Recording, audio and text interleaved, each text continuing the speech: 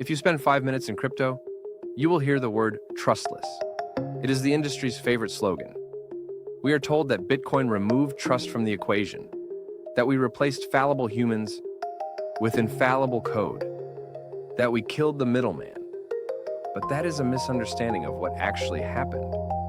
Satoshi Nakamoto didn't solve trust. He relocated it.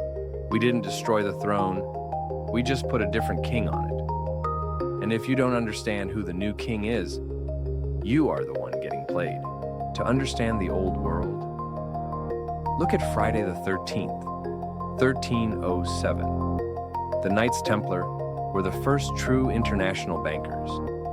Pilgrims traveling to Jerusalem would deposit gold at a Templar temple in London, get a paper receipt, and withdraw the gold in Jerusalem.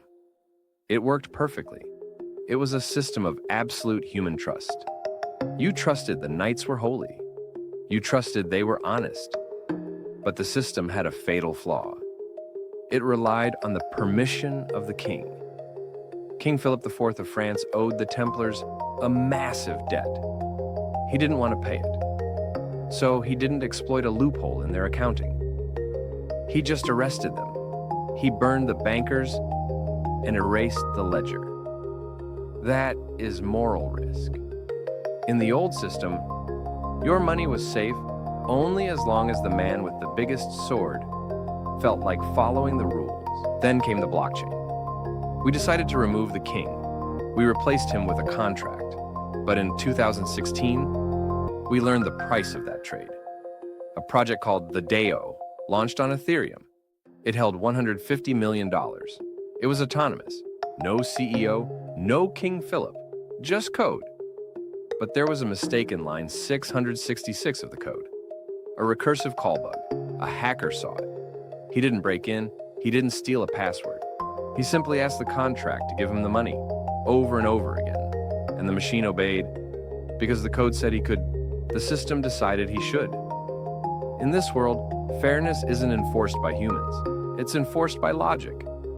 In the old world, a judge would have stopped the robbery. In the new world, the robbery was a valid transaction. This brings us to the terrifying reality of the new king.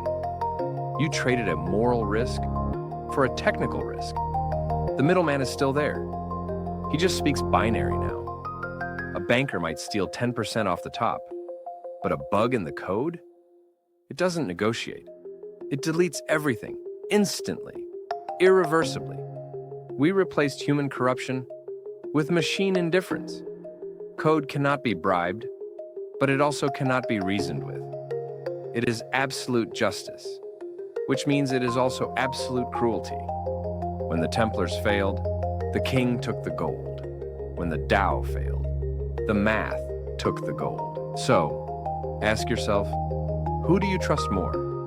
The king who can change the rules when he is losing, or the machine that will follow the rules, even if it destroys you? Crypto didn't give us a trustless world. It gave us a choice of tyrants, and for the first time in history, we get to pick which tyrant rules our money.